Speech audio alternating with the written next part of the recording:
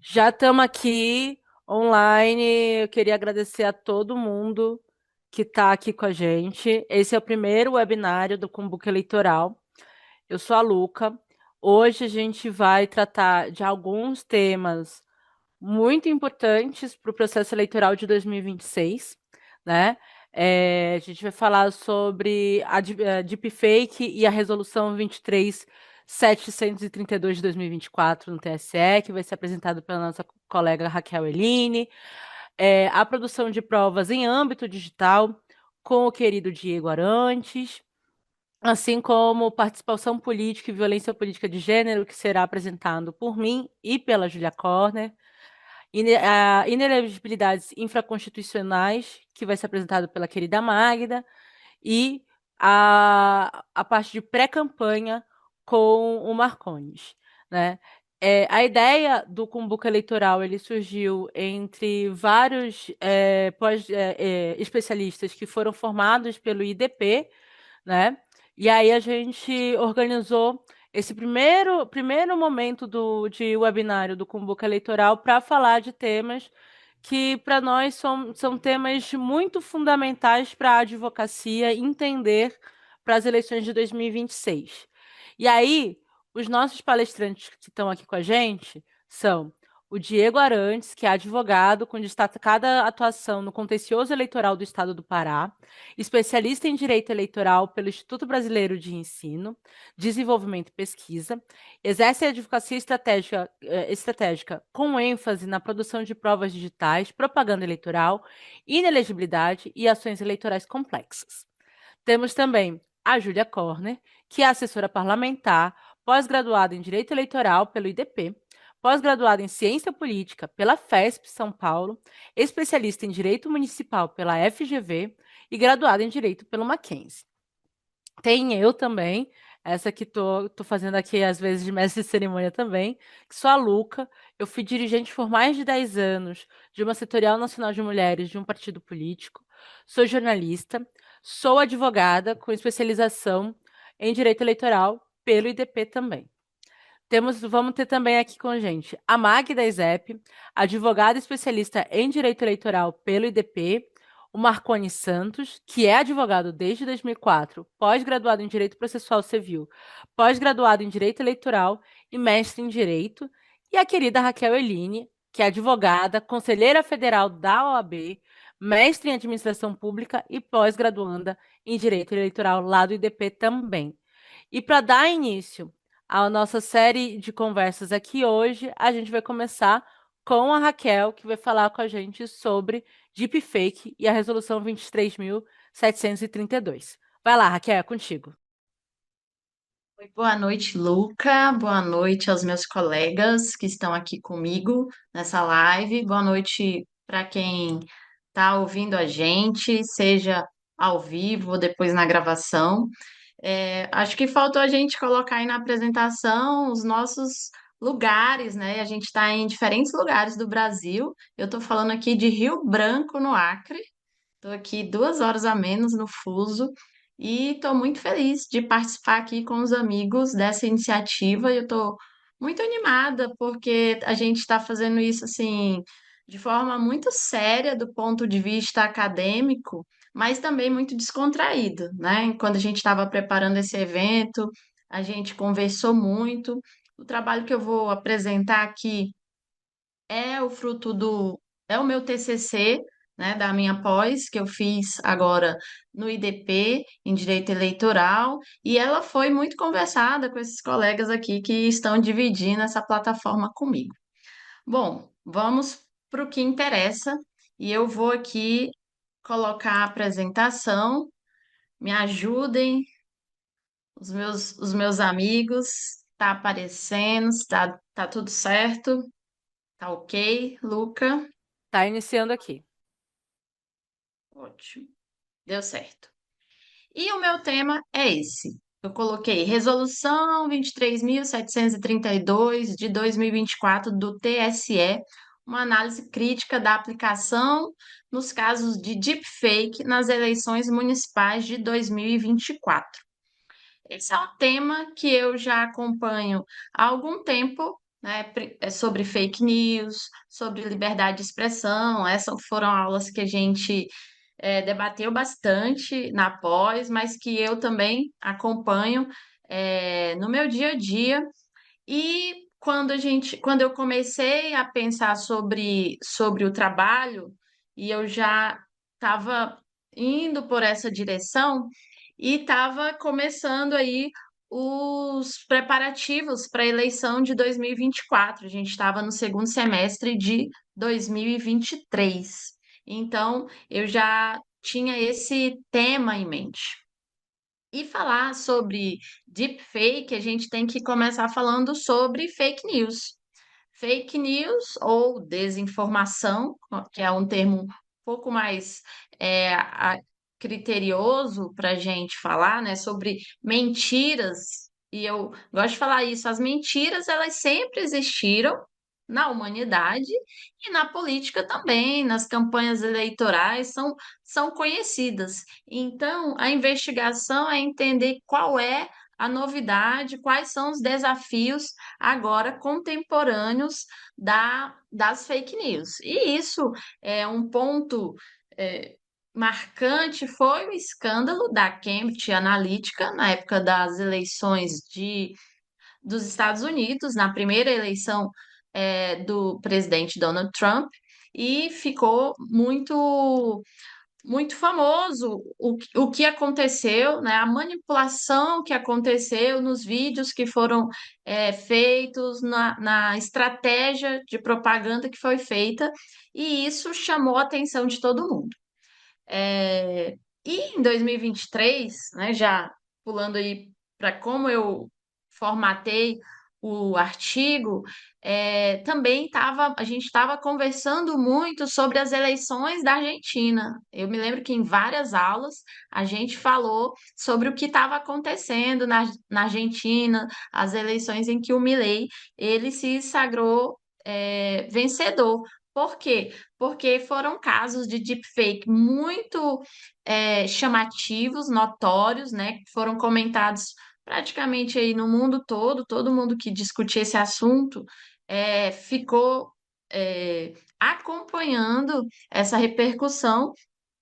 E qual que é essa grande questão da fake news? É a mentira? É a enganação? Mas muitos estudiosos, e eu usei no trabalho o livro da Michiko Katukani, que é A Morte da Verdade. Eu usei o livro também Engenheiros do Caos, que trata bastante do caso da Itália. Ela fala que a fake news, a grande questão não é apenas a mentira, mas a manipulação da realidade e a exacerbação das polaridades, da polarização ideológica, né? Então, às vezes, quem recebe esse conteúdo, ele não está tão preocupado se é verdade ou não, mas sim se isso reforça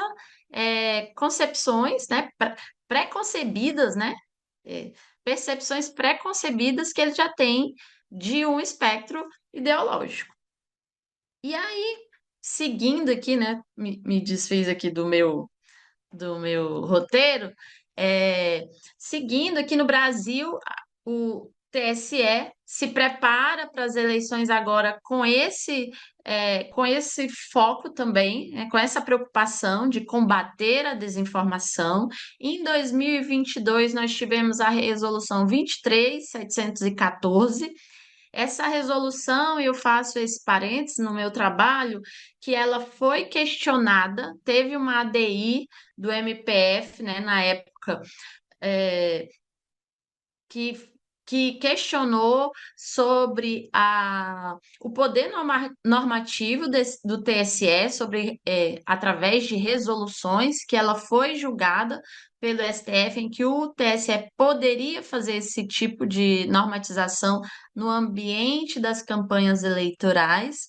E Em 2024, né, em fevereiro de 2024, o TSE lança essa resolução que foi considerada bastante inovadora, porque ela já vem com essa preocupação de regulamentar deepfake, também com um grande viés de combater a desinformação e de regulamentar essas atividades nas campanhas eleitorais que aconteceriam ali no segundo semestre de 2024, as campanhas, as eleições municipais. Então, falando sobre a resolução ela traz especialmente instrumentos de combate à desinformação. Então, eu citei aqui alguns exemplos. Obrigatoriedade de identificar conteúdos produzidos com inteligência artificial, a proibição de deepfake, a resolução proíbe deepfake, a proibição de disparos em massa por robôs e a responsabilização de provedores e usuários. Então, é, essa resolução é de 2020, fevereiro de 2024, e agora, em junho, o STF ele analisa ali a lei do marco civil da internet, ele também fala sobre esse tema e a gente pode até pegar assim como um gancho, tendo utilizado já como um gancho essa resolução do TSE que já tinha aberto esse precedente de responsabilizar provedores para retirada de conteúdo, de suspender perfis. Então, todo esse arsenal, né, para que a justiça eleitoral atuasse de forma rápida e contendo, né? Uma tentativa de conter a disseminação de fake news, e a resolução procura dar esse arcabouço jurídico para a justiça eleitoral nessa atividade. E aí eu uso essa metáfora, né, de remendo novo em roupa velha, né? Eu tenho no processo de pesquisa a oportunidade de observar como os TREs, os tribunais regionais eleitorais, utilizam a resolução. Me chama essa atuação me facilitou bastante porque o IDP um grupo de pesquisa do IDP lançou um relatório sobre, lá no finalzinho da campanha, eles lançaram esse relatório fazendo um levantamento de todos os julgados de TRE que haviam utilizado a resolução para julgar casos envolvendo deepfake. E o que que a gente tem nesse levantamento? Que há uma fragmentação de entendimentos, né? Ora, a jurisprudência vai para um lado, vai para o outro. Daqui a pouco eu vou dar esse exemplo. E isso, claro, né? Quais são os efeitos? Segurança jurídica, desconfiança do eleitorado e a dificuldade no combate à desinformação. Essas aqui já são conclusões do meu trabalho. E digamos, o miolo é essa análise, né? Eu utilizo dois casos que chamaram a atenção tanto na mídia quanto me chamaram a atenção aqui na pesquisa. O primeiro caso que me chama a atenção é o da candidata Tabata Amaral, ela era candidata a prefeita de São Paulo, e ela utilizou um vídeo com o prefeito Ricardo Nunes com uma caracterização do Ken, né, o personagem do filme da Barbie, que estava em alta naquela época, né? Então ela fez um trocadilho entre o Ken e quem era o Ricardo Nunes, né? Utilizando ali, fazendo um jogo de palavras sobre a popularidade do prefeito. E esse vídeo foi contestado, e a decisão do TRE São Paulo foi que não configurou um deepfake proibido. Por quê? Pela falta de verossimilhança. O julgado entendeu que ninguém foi enganado pensando que ali era o prefeito Ricardo Nunes. É até um pouco engraçado esse momento da decisão, porque a a magistrada fala assim, né? Ninguém pensou que o prefeito virou um dançarino. E o segundo caso é o do Gustavo Galassi, que é em Uberlândia, e aí a decisão vai ser do TRE de Minas, em que ele faz uma montagem como se ele estivesse abraçando um avô dele. O avô dele era um político famoso lá em Uberlândia, foi prefeito algumas vezes, então, exerceu vários cargos, mas já falecido, e eles utilizam a IA para fazer como se fosse a cena do avô passando, né, ali um capital político para o neto, que era candidato. E a decisão do TRE de Minas determina a remoção do conteúdo, aplica multa e fala expressamente que usou deepfake não pode, independente de induzir o eleitorado a erro. Então, assim, a gente vê critérios muito diferentes utilizando a mesma resolução. No final do trabalho, eu faço algumas sugestões que não são inovadoras, mas já são mencionadas aí pela doutrina, pela academia já há um tempo, que é o TCE, unificar a jurisprudência, capacitação dos juízes eleitorais no novo arcabouço teológico e a regulamentação pelo Poder Legislativo. Essas são algumas sugestões que eu faço no trabalho. E no final eu fecho com essa frase: a prioridade atual é restabelecer um pacto democrático e um ambiente de diálogo menos influenciado por apelos ideológicos. O caminho para construir sociedades democráticas, onde as opiniões sejam baseadas em fatos, ainda é longo. Como que tá o meu tempo aí? Eu acho Tá que tranquilo, Raquel. Foi super tranquilo. A gente. tirei aqui a apresentação. Não sei se a gente pode conversar um pouquinho ainda, se aparecer Sim. uma pergunta. Por enquanto, não apareceu nenhuma pergunta. Eu queria lembrar, inclusive, a gente está com várias pessoas online aqui com a gente e tal. Quem tiver perguntas sobre os temas e tal, façam, que aí eu volto e vou fazer para as pessoas que estão aqui apresentando. Temos mais de 20 pessoas juntos com a gente acompanhando aqui, né? O nosso webinário com book eleitoral. E eu queria que tu falasses, eu acho que eu tenho, esse tema é um tema que ainda vai estourar muito, né? E eu queria que tu falasses um pouco, porque apesar de a gente ter decisões jurisprudenciais, a gente ter a resolução do TSE, me parece que não necessariamente a gente consegue lidar diretamente com o problema viralização. Ou a gente conseguiria, quando precisa combater a utilização de deepfakes e notícias falaciosas no mundo digital? Aí é justamente de onde me surgiu a metáfora, né?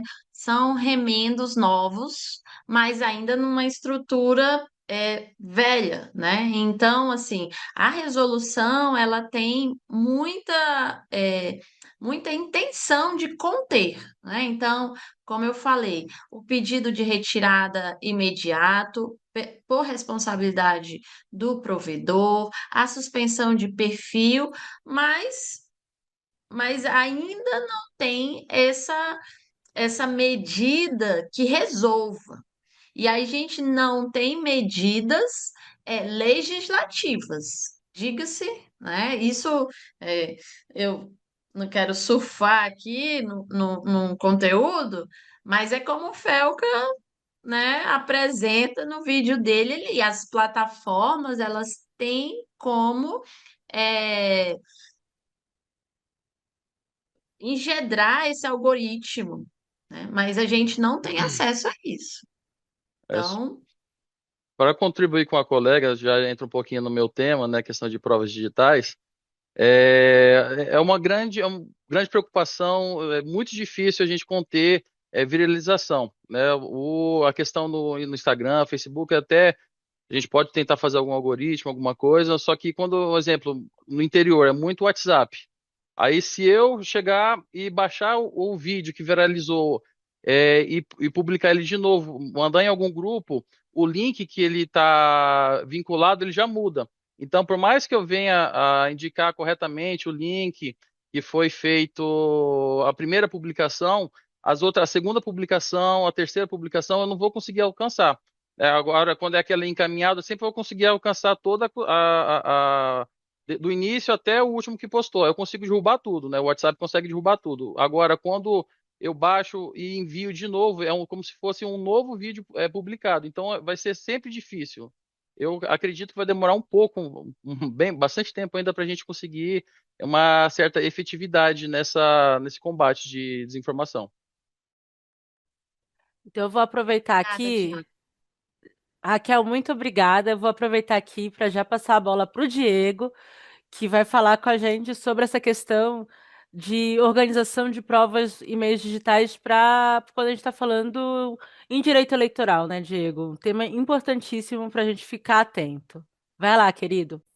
Certo? Muito obrigado. Boa noite a todos os ouvintes. Queria só adicionar uma única coisa para, como aqui a gente chama um espaço acadêmico, né? Tem vários nos ouvindo, a questão da deepfake, só lembrando a todos que ela se aplica tanto para quem faz propaganda negativa e quanto faz propaganda a favor de si mesmo, né? Então, aquela mudança absurda, substancial, ela aplica tanto para quem faz contra alguém e faz a favor de si mesmo. Só queria deixar esse ponto aí, isso que tem a jurisprudência que está oscilando nesse sentido.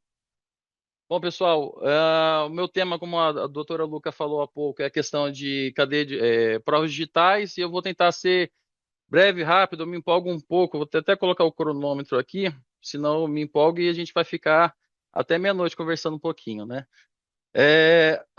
O que eu vou demonstrar para vocês hoje aqui é o que eu vivo no dia a dia, né? A parte acadêmica, eu não sou tão profundo, mas eu gosto mais da prática, né? Então, o que a gente precisa ter em mente é a cadeia de custódia. A gente tem que preservar o início da prova até o final da prova. O que acontece? Se eu entrar agora aqui em um site, TSE, G1 ou qualquer outro tipo de site e bater um print, ele não vai preservar a prova como ela deveria ser preservada. Porque um print por si só ele é manipulável. Eu posso muito bem entrar aqui no site do G1, isso não estou hackeando, para deixar claro, não estou hackeando, porque a partir do momento que a gente entra no site, aquele servidor, ele manda um pacote de dados para o meu computador, e com aquele pacote de dados eu edito do jeito que eu quiser. Eu não estou hackeando, eu só estou modificando o pacote de dados que está no meu computador. Então, por isso que a gente hoje tem que preservar essa cadeia de custódia. Há muito já se fala cadeia de custódia quando a gente vai no Código de Processo Penal, lá no 158A, 158F, ou no CPC, né, no artigo 428 e os seguintes, que nesse caso do CPC a gente tem que impugnar necessariamente, senão torna-se como válido. Então, basicamente, a gente tem que assegurar, o que a jurisprudência fala, assegurar a autenticidade da prova, o máximo que a gente conseguir. E como que a gente faz isso hoje? Hoje a gente faz por certificação por blockchain.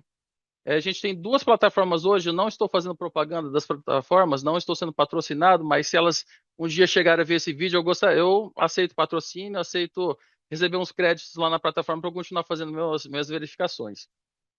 Então a gente tem o Verifact e tem o Original My. Ambas essas plataformas elas vão preservar a prova. Elas vão preservar o link que ela foi publicada, o conteúdo publicado e ela vai preservar data, hora, né? Então aquilo ali é muito difícil de ser alterado. Por que é difícil de ser alterado? Porque eu não faço autenticação no meu computador. Por exemplo, na plataforma Verifact, eu entro, coloco o link de onde que está a prova que eu quero colher e lá na plataforma eu vou logar no computador deles, na nuvem. E lá eu não tem como fazer edição, não tem como fazer nada. Então eles vão armazenar todos os dados lá, seja foto, vídeo, e aquilo ali preserva a autenticidade da prova, tá, pessoal? Então, agora vocês perguntam, Diego, eu posso fazer por ata notarial? Poder pode. Só que se me pegasse advogado do outro lado, eu ia impugnar essa prova da ata notarial. Por quê? No cartório, ele não tem capacidade técnica para oferir se aquilo é autêntico ou não, tá? Por que eu falo isso? Que eu vou lá com o meu WhatsApp web aberto, ou vou com o site do G1 aberto que eu modifiquei. É, coloco na frente do servidor, ele vai autenticar. Olha, entrei no link tal, estava escrito A, B, C e D. Só que o original está escrito A, B, C e Z. Então, ele vai certificar o que ele está lendo ali, ele não vai certificar se aquilo ali foi alterado. Esse é o grande problema da ata notarial. Então, a gente já enfrentou aqui, em 2023, essa questão no tribunal. E a gente conseguiu impugnar essa prova, justamente porque a ata notarial ela é muito fácil de ser manipulada. Não é que o servidor lá está de colunho, nem nada. Ele só está certificando aquilo que ele está vendo. Então, todas as provas no meio digital, seja WhatsApp Web, seja sites, Instagram, Facebook, tudo é manipulável, tudo. E eu estou falando de provas digitais, tá? Não vamos confundir com provas de câmera, ou câmera de segurança, câmera de celular. E a gente vai entrar em outro campo também, que também a gente tem que aplicar essa questão da cadeia de custódia, mas aqui eu só estou tratando de provas colhidas no meio digital, pelo meio da internet, tá? Então, para mim, qual que é a grande problemática hoje das provas digitais? Além dessa questão de viralização, como se falou agora há pouco, a grande problemática é colocar na cabeça dos jogadores, e não só dos jogadores, do Ministério Público, a necessidade de se preservar a cadeia de custódia. Por quê? Muitos aceitam só o print e aquele print já é válido. Ou, como eu já vi em algumas jurisprudências, em outros tribunais, assim como aqui no Tribunal do Pará, que a partir do momento que a gente informa o link, já está tudo válido, é tudo autêntico. Só que não é autêntico. Daqui a pouco eu vou compartilhar aqui na tela com vocês como que é fácil fraudar. Então, o link por si só, ele vai, você vai conseguir chegar na página, mas ele não vai conseguir chegar naquilo que foi fraudado. Então, aqui a gente tem duas problemáticas. Como que eu coloco na minha defesa ou como coloco na minha inicial essa questão dos links, né? Se eu estiver fazendo uma defesa, a gente tem duas linhas. A primeira é colocar uma preliminar da questão de ausência de condição da ação. Se a gente for lá no Resolução 2368 do TSE, no artigo 17, inciso terceiro, salvo engano, ele é claro que a gente tem que colocar o URL, código hash, para para validar, para que seja recebida a inicial. Só que isso está se tornando uma máxima, igual no TRE aqui do Pará. A partir do momento que eu coloco o link, está tudo certo. E torna válido. Eu já tive que fazer, eu acho que a Luca deve ter assistido, o Marcondes também deve ter assistido, que eu tive que fazer uma sustentação oral usando PowerPoint para mostrar como que é fácil fraudar. Eu até brinquei lá na época que eu estava conversando com o Neymar, ele queria me contratar, e mesmo assim, passa um ou outro julgado, o pessoal esquece disso. Então, o que eu sempre sugiro? A gente coloca essa questão de preliminar de inépcia inicial, quando não foi fornecido o link ou o código hash, dependendo da situação, e eu sempre sugiro impugnar a prova ainda assim, tá? Porque na minha concepção, o link, como eu falei agora há pouco, o link por si só, ele não ofere autenticidade. Então, sempre impugne a prova. Eu vou compartilhar para vocês aqui agora, aqui na apresentação, o site do TSE. Tá aparecendo aí? Só para vocês entenderem um pouco na prática. Se eu clicar aqui no link, copiar, colocar lá na minha ação, todo mundo que acessar vai acessar esse link. Só que quando acessar o link, não vai estar escrito aqui, ó, reunião entre Trump e Alexandre de Moraes. Então, a partir do momento que a gente só usa o link por link, tudo que eu colocar no print vai ser válido na visão de alguns julgados, tá? Mas a partir do momento que eu carrego o site, aí ele volta para a notícia original, que era o encontro de influenciadores no TSE. Então, por isso que eu falo que a gente tem que ver meios, o advogado, né, na prática dos dias, tem que pegar e armazenar aquela prova para fazer a devida custódia das provas, tá? E por que eu falo que tem que fazer isso? Porque acontece muito da gente entrar com a inicial ou fazer uma defesa e indicar o link e o link sumir. Aí quem fez a ação não consegue comprovar aquilo, por mais que já esteja disponível esteve disponível em algum momento ou não. Então, basicamente, pessoal, a gente tem que impugnar todas as provas para quem for fazer defesa. 2, quem for fazer a inicial, indicar o link para igual determina a resolução e utilizar esses meios de blockchain, Verifact, Original Mine. Aí você me pergunta, Diego, e se meu cliente não quiser pagar, que é caro fazer essa verificação? Sai mais barato que a tutorial, mas ainda é caro. Um exemplo, Verifact é R$ 97 por verificação. E se o meu cliente não quiser pagar, Diego, eu também não quero gastar. Bom, aí vocês vão ter que contar com a boa fé do servidor. Vocês vão ter que colocar um pedido lá na inicial, pedindo para que seja certificado que aquele link que você colocou na inicial, ele está disponível e corresponde com aquelas informações que você colocou. Porque sem isso, a outra parte pode muito bem apagar aquelas informações do link, apagar tudo e você ficar sem obter o êxito na sua ação. Então, basicamente, é muito complicado as provas no meio digital porque tudo é manipulável. Aqui não vai dar tempo, mas eu posso simular a conversa no WhatsApp Web, eu posso trocar a foto no WhatsApp Web, posso colocar quantas pessoas tiver no grupo no WhatsApp Web, tudo eu mudo, tudo que na internet eu mudo. Tudo que eu recebo de pacote de informações no meu computador, eu consigo editar. E eu não estou hackeando, eu só estou editando aqueles pacotes. Então, a dica aqui vamos fazer uma validação por blockchain, vamos analisar com calma essas provas no meio digital e procurar meios, né, dos tribunais passarem a enxergar isso como necessário. Por mais que eu tenha eu chamo que é o guru da prova digital, que é um palestrante, que é o Alexandre Basílio, ele sempre dá palestras para os tribunais, sempre faz a reciclagem, mas ainda assim, ainda há um déficit muito grande, que a gente todo ano, toda eleição ainda a gente enfrenta muito isso, desde o primeiro grau até o segundo grau. E só vai conseguir reformar, às vezes, só no TSE, dependendo da situação.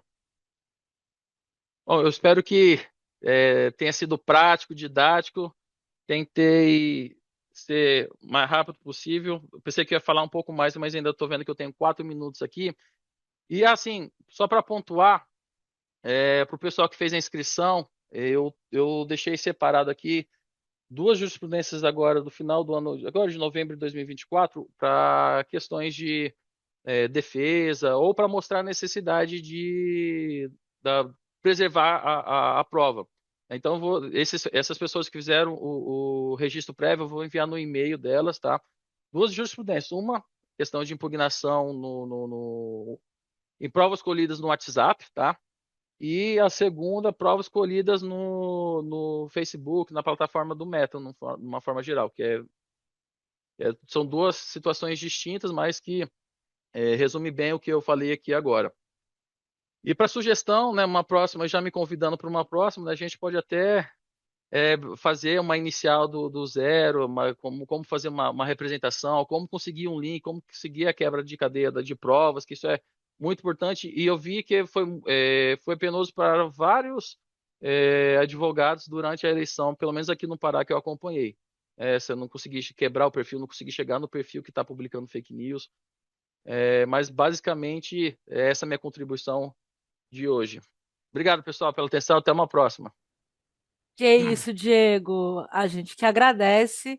E óbvio que a gente fazendo um outro convoca eleitoral, tu vai estar aqui junto com a gente, porque esse tema sobre provas digitais, ele é um tema que cada vez mais é preciso que nós, advogados e advogadas, a gente esteja é, por dentro, né? Inclusive, tem muito a ver com o nosso próximo tema, porque a gente vai falar de participação política das mulheres e também de violência política de gênero, que vou dividir eu e a Julia Corner. E uma das coisas que a gente sempre precisa tomar muito cuidado quando a gente está pensando em questões de gênero e violência política de gênero e afins é a questão da custódia das provas em meio digital, porque muitos desses ataques acontecem nesses espaços e a gente não pode mais achar que apenas o print e afins vai dar conta, né? Então eu vou dar, né, Diego? Certo? Diego? Oi, tô ouvindo. Alô? Oi, você me ouviu? Eu acho que tem isso, Sim, né? sim, Tipo, tem. inclusive para esses temas que são, no geral, né, quando a gente está falando de fake news e afins, mas também em temas específicos sobre questões de racismo nas eleições, gênero e Isso, afins, tomar cuidado com essa cadeia de custódia é fundamental. isso, porque em todos os tipos de ações eleitorais, seja representação, seja ação de investigação judicial eleitoral e outras, quando todas necessitam de provas, né? E representação necessita de provas pré-constituídas, né? A gente tem que colocar as provas desde o início. Então a gente precisa armazenar elas de forma correta, justamente para inviabilizar ou corrigir uma injustiça que aconteceu, seja no âmbito de racismo, seja no âmbito de proteção às mulheres. Todas as searas a gente tem que armazenar as provas de forma correta. Muito obrigada, Diego. A gente vai passar agora para o nosso próximo tema. Quem vai iniciar sou eu, essa que vos fala, né? Meu nome é Luca Franca, eu sou jornalista e advogada e vou falar aqui com vocês sobre participação política das mulheres, né? Esse tema ele tá dividido em duas partes. Eu vou falar sobre a participação política das mulheres, mas eu não vou me aprofundar em violência política de gênero, porque a Júlia vai se aprofundar. A primeira coisa que eu queria levantar, eu resgatei essa passagem do Michelet. O Michelet foi um revolucionário da época da Revolução Francesa, em que ele fala sobre como na época da Revolução Francesa as mulheres foram afastadas da vida pública, mas eles tinham esquecido que elas têm mais direito a ela do que ninguém.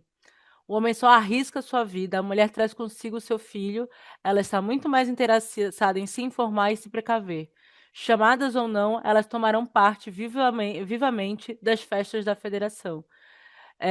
Isso demonstra o quanto a gente teve de avanço ao longo das décadas e das centenas de anos, mas ao mesmo tempo o quanto a gente ainda precisa se letrar e entender como é que a gente vai lidar com as questões de participação política das mulheres no processo eleitoral. E isso tem aumentado, porque agora no século XXI, nós tivemos avanços fundamentais para a garantia da, da participação política das mulheres. No âmbito da legislação brasileira, a gente ampliou que era o voto censitário previsto para as mulheres no Código Eleitoral de 65, foi uma vitória importante, sufrágio feminino, porém, ele era circunscrito a algumas mulheres, e com a Constituição Federal de 88, a gente estabeleceu isso de forma universal para que todas as mulheres tivessem condição de acessar o direito de eleger e de serem eleitas, né? Além disso, na Lei das Eleições, a 9.504, a gente tem o estabelecimento das cotas de gênero, mínimo de 30% e máximo de 70% por gênero, esse instrumento, ele é um instrumento importante de acesso ampliado às candidaturas e também de financiamento proporcional, né? Que localizar isso em conjunto com qual é o financiamento eleitoral que a campanha vai receber foi uma vitória que a gente teve nos últimos anos, para poder garantir que as campanhas de mulheres fossem campanhas realmente competitivas. Então, não tem como não ter uma campanha competitiva se ela não tem garantia financeira, se ela não tem estrutura, né? Além disso, nós temos a Lei 14.192 de 2021, que vai falar sobre combate à violência política de gênero e que introduz também outras questões do ponto de vista do assegurar a participação política das mulheres. E na lei dos partidos políticos, nós temos a garantia dos 5% do fundo partidário, que é diferente do fundo eleitoral, que é destinado para a formação de quadros femininos do partido.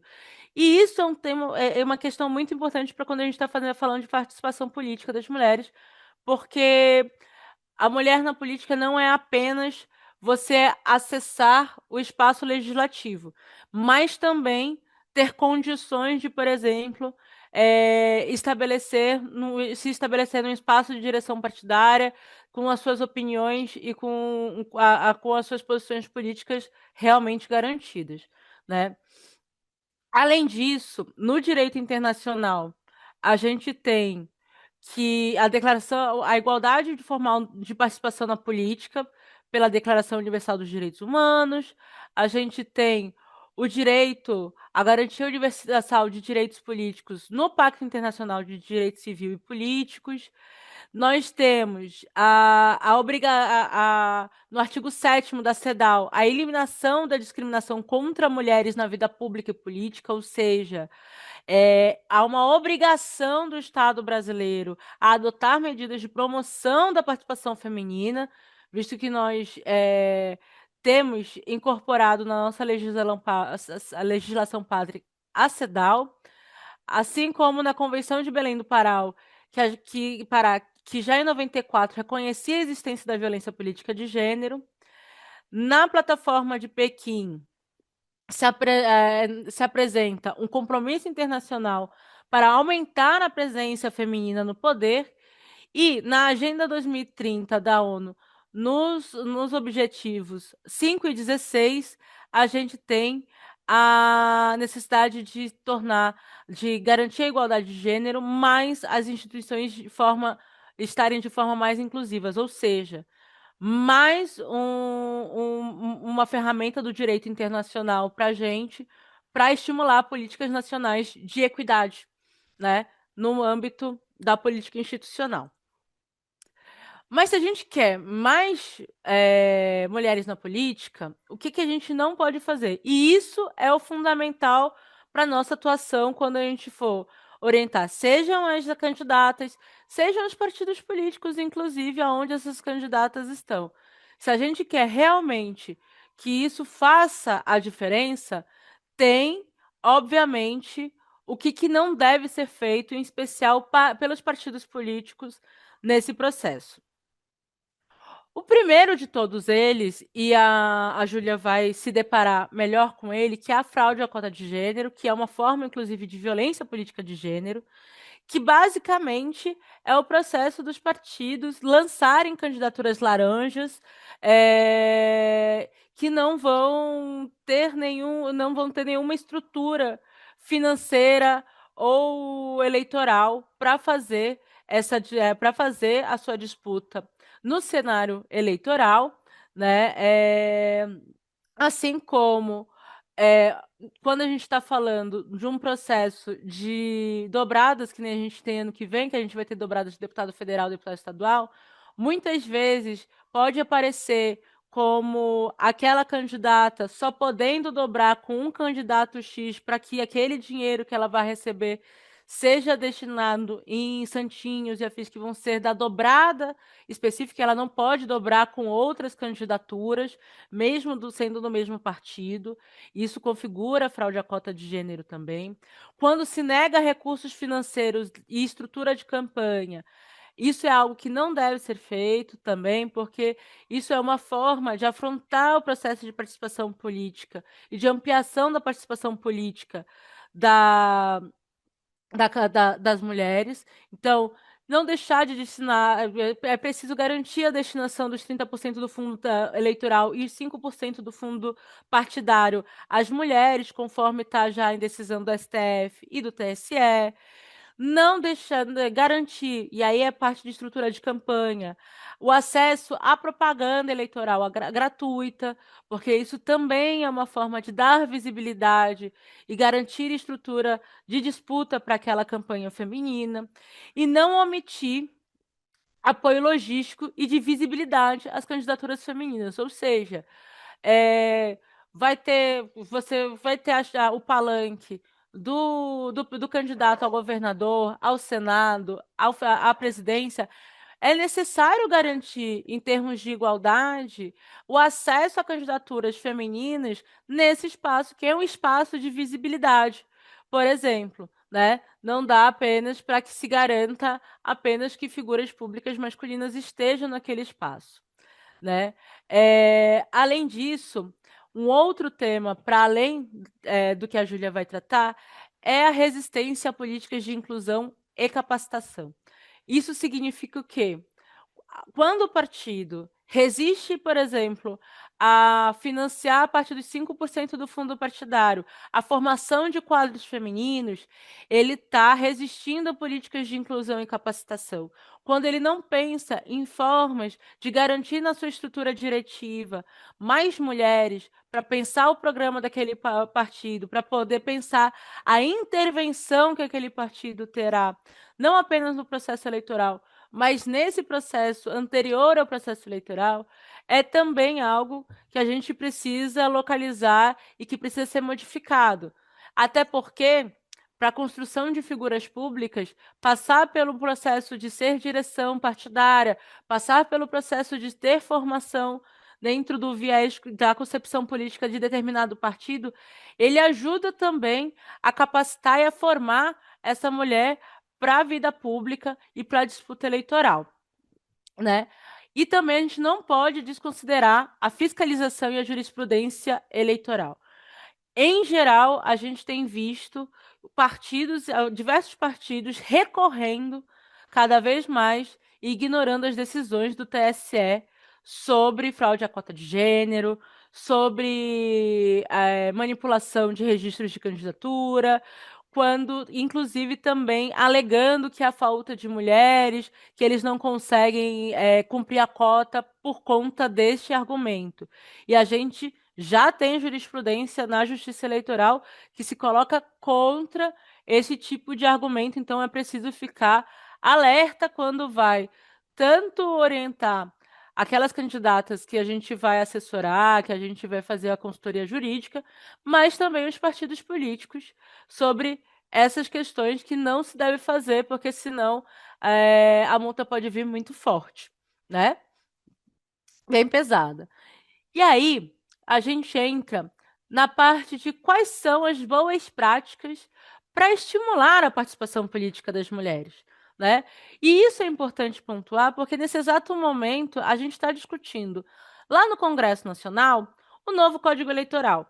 E dentro desse novo Código Eleitoral, ao mesmo tempo que a gente tem propostas que avançam na perspectiva de garantir a participação política das mulheres no legislativo, há também a tentativa de se acabar com algumas das ferramentas que a gente já tem consolidada que já nos ajudam a avançar, né?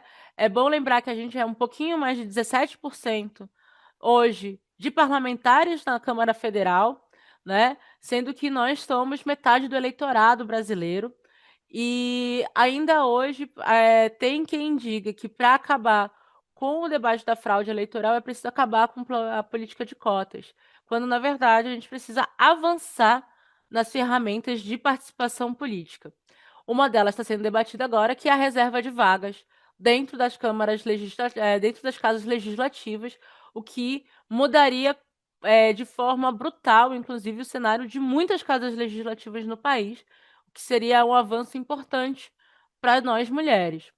E aí, o que, que a gente deveria fazer, né, ao orientar? Primeiro, é preciso cumprir e fortalecer as cotas de gênero. Então, garantir o mínimo dos 30% das candidaturas femininas nas eleições, estimular, inclusive, que esse percentual de 30% ele seja ampliado, não seja usado apenas para bater uma meta e dizer que cumpriu, mas que ele seja ampliado dentro das listas partidárias, planejar previamente o lançamento de candidatas, evitando improvisos de última hora, que é o que acontece muito, né? Incentivar que lideranças femininas em cargos majoritários e não apenas nas proporcionais. Isso também ajuda a você construir figuras públicas com com mais peso na política, e aí, na hora que você for disputar outros cargos, isso também vai se justificar junto no investimento de capacitação e ampliação de quadros femininos para a representação daquela legenda no pleito eleitoral. Além disso, garantir um financiamento justo e transparente, isso significa destinar o percentual do fundo eleitoral e partidário para o que deve ser feito, então, fundo eleitoral para financiar as campanhas e os 5% do fundo partidário para capacitação e formação de quadros femininos dos partidos, implementar mecanismos internos aos partidos de controle e transparência para que as candidatas tenham acesso real aos recursos, né, que muitas vezes a gente tem acordos que acabam fazendo que as candidatas não consigam ter autonomia financeira aos repasses que elas têm direito do fundo eleitoral, entendeu? Oferecer a assessoria contábil e jurídica para apoiar as campanhas destas mulheres, porque também muitas vezes a maioria das campanhas, quando ela não tem isso, elas não vão ter votos e afins, elas ficam a ver navios, então pode entrar aí um processo de não prestação de contas, ou então que possa até mesmo causar uma inelegibilidade e dificultar a vida dessa mulher mais lá para frente, né? E que é importante ser cuidado. Quando a gente está falando de participação política das mulheres, a gente precisa pensar antes, durante e depois do processo eleitoral, por conta do que significa o fato da gente estar num cenário que é um cenário muito masculino, um cenário que poucas vezes entende a diferença entre homens e mulheres e como eles se recolocam no campo profissional e afins, e que tudo isso precisa se preocupar, né? Quando a gente não tem essa assessoria contábil e jurídica, a gente pode abrir uma brecha ali para, por exemplo, ter problema de prestação de contas, ter problema, qualquer outro problema nessa candidatura que possa inviabilizar, por exemplo, essa mulher passar num concurso público, dar continuidade à sua vida, etc, etc. E isso precisa levar isso em conta. Promover a capacitação e formação política, ou seja, investir em escola de formação política feminina, tem 5% do fundo partidário para garantir isso, entendeu? Oferecer cursos de oratória, fazer a articulação para saber como é que usar as plataformas digitais, para pensar qual é a melhor forma de construir o seu próprio marketing político, qual é a legislação eleitoral que está amparando o pleito daquele ano, para que ela não cometa irregularidades e não tenha que arcar com alguma multa ou com uma possível inelegibilidade, entendeu? Criar mentorias internas aos partidos, conectando lideranças mais experientes com novas candidatas e fazendo esse diálogo acontecer para ter essa formação continuada de quadros femininos durante durante todo o processo. Como eu falei, pensar a participação política de mulheres, ele não pode ser apenas para a gente correndo fazer o DRAP ali durante o ano eleitoral, mas sim antes, durante e depois das eleições, para formar quadros cotidianamente que tenham capacidade eleitoral para fazer a disputa no mesmo patamar que quadros masculinos já têm, né? É, a gente ampliar a presença de mulheres nas estruturas partidárias. Então, por exemplo, há muitos partidos que já fazem a experiência de ter cotas dentro de diretórios e executivas partidárias, ou então de ter ferramentas que vão estimular que as mulheres ocupem cargos de decisão, como estratégicos, como presidência de partido, secretaria-geral, coordenação de campanha, e promover debates internos de formação sobre igualdade de gênero para poder se entender e intensificar a importância de se ocupar esses espaços de uma forma continuada, né? Além disso, dar a visibilidade estrutural para campanhas políticas, ainda mais que a gente está entrando em 2026, né? Evitar em colocar as mulheres em pautas secundárias ou aquelas pautas apenas sociais, estimular que as mulheres e essas candidaturas atuem em todas as áreas que se pensam da sociedade. Então, o que se pensa na economia, na segurança, na infraestrutura, qual é o projeto que essa candidatura está apresentando para ter grandes temas da política, né? Porque isso é uma forma também de ampliar a formação política das mulheres, né? E incentivar alianças políticas que ampliem a presença de mulheres em chapas majoritárias e proporcionais. Essas são boas formas que a gente tem para poder garantir mais participação política das mulheres e evitar problemas como violência política de gênero, fraude à cota de gênero e outras questões que a gente está acostumado, que tem tornado volumoso o processo eleitoral, em especial na justiça eleitoral. A gente tem visto cotidianamente se avolumar processos relativos a estas questões. E aí, para se aprofundar na questão da violência política de gênero, eu vou chamar a Júlia Corner, que vai aprofundar esse tema aqui com a gente, que eu não que eu deixei mais para o lado, porque ela que vai pegar isso aqui agora. Vai lá, Julinha. Oi, boa noite a todos. Como a Raquel falou, cada um aqui está falando de um canto do Brasil. Eu estou falando aqui de São Paulo, capital, e espero que vocês estejam gostando, que vocês estejam entendendo a nossa proposta. É uma roda de amigos da nossa pós de direito eleitoral que a gente resolveu bater esse papo. E se vocês gostarem muito, a gente faz uma segunda parte com mais dicas para as candidaturas do ano que vem. E eu vou começar com a minha apresentação. Coloquei na tela. Pegando o gancho da Luca, eu vou falar sobre a violência política de gênero. Na medida que a presença das mulheres na política aumenta, consequentemente, a violência política contra elas também avança. Um estudo realizado pela União Interparlamentar em 2016, que entrevistou 55 mulheres no legislativo de 39 países, chegou nos seguintes dados: 82% dos entrevistados já vivenciaram violência psicológica. 44% sofreram ameaças de morte, estupro, agressão física ou sequestro. 25% foram vítimas de agressões físicas no âmbito parlamentar e 21% sofreram assédio sexual. No Brasil, entre novembro de 2022 e outubro de 2024, um estudo da Justiça Global e da organização Terra de Direitos mapeou 714 casos de violência política, entre eles assassinatos e atentados, ameaças, agressões físicas, ofensas, além de casos de invasão e criminalização. E aproximadamente desses 714 casos, 36% envolveram mulheres. E aqui eu faço um adendo. Esse número ele pode parecer um pouquinho baixo, porque quando a gente trata de violência política de gênero, atualmente o nosso Código Eleitoral é muito restrito. Então, só 2 pessoas são protegidas por isso. E a gente vai ver daqui a pouquinho na apresentação mais adiante.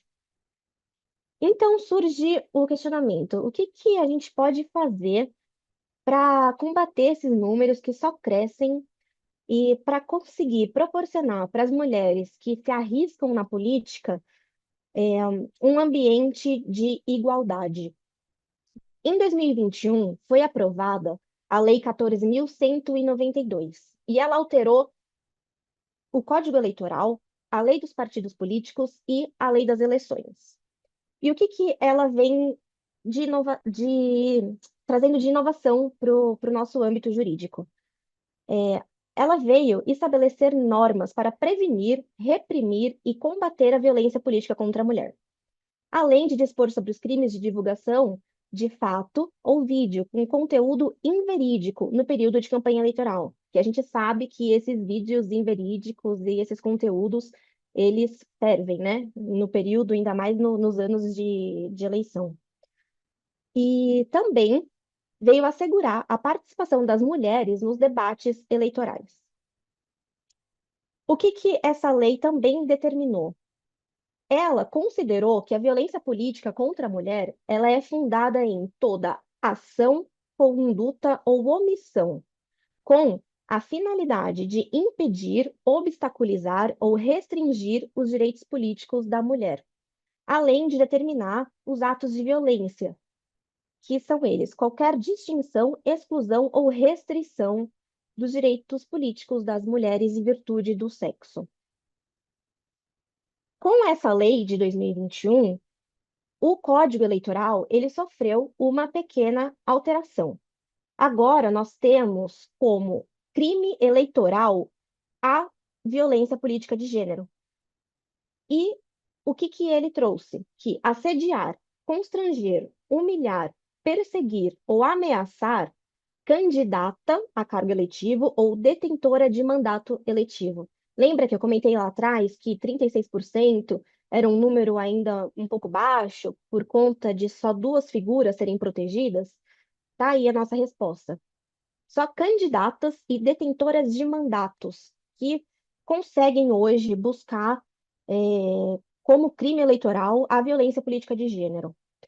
Com isso, está rolando uma mini reforma eleitoral nas nossas casas legislativas e eles visam ampliar esse rol. Então, com a nova redação, não somente a candidata ou detentora de mandato, mas também a pré-candidata ou qualquer mulher em razão de atividade política, partidária ou eleitoral também serão abrangidas pela proteção do artigo 326-B do Código Eleitoral. E agora vamos entrar um pouquinho na fraude à cota de gênero, que também é um tipo de violência política contra a mulher. E a gente pode observar que aqui no Brasil, várias chapas estão sendo derrubadas pelos tribunais regionais eleitorais. No Paraná, a corte cassou 13 chapas em 10 municípios por conta da fraude à cota de gênero nas eleições de 2024. Ou seja, o Poder Judiciário está dando uma atenção muito maior para a composição de chapas que os partidos estão montando para suas eleições. Como já bem explicou a Luca, é um pouco difícil montar essas chapas, porque nós temos a porcentagem 70-30. Então, para preencher 30% de cadeiras de mulheres, os partidos, às vezes, precisam se desdobrar para procurar mulheres interessadas em participar. Porque, infelizmente, ainda no nosso país, não são todas as mulheres que se envolvem na política, por N fatores. Mas, já que vamos compor essas chapas, que façamos da maneira correta. E no Acre, a Justiça Eleitoral cassou a chapa proporcional do Republicanos. Aqui em São Paulo, nós também tivemos um caso de cassação de diploma de vereadores eleitos do PSDB, da Cidadania. Em Minas, também tivemos candidatos cassados, inclusive derrubando DRAP dos diretórios municipais, do PRTB e do PROS, assim como outros exemplos que ainda estão tramitando nas nossas cortes. E, apesar dos avanços, a gente ainda tem um caminho muito longo para percorrer. Embora essas propostas legislativas, como a mini-reforma eleitoral e como a cassação de chapas que os tribunais estão fazendo, a gente precisa muito de uma reforma estrutural da nossa sociedade. A gente precisa reconhecer a pluralidade dos papéis femininos no ambiente político. Elas não são somente detentoras de mandato e também não são candidatas. Elas são jornalistas, elas são filhas de candidatos, elas são assessoras, elas são dirigentes partidárias. Então, a gente tem uma multiplicidade de players nesse ambiente político que precisa de uma atenção maior, principalmente as mulheres. E também precisamos de mudanças culturais profundas para poder garantir a participação segura, plena e igualitária das mulheres na política. E, por fim, eu queria deixar uma frase que faz muito sentido para a gente pensar como sociedade, que sem a consciência da urgente necessidade de reversão dos números pavorosos de ocorrências cada vez mais constantes de violência política de gênero e ainda na subrepresentação feminina na política, não seremos um país que se possa reconhecer como verdadeira democracia. Então, queria deixar o meu muito obrigada E queria deixar essa reflexão.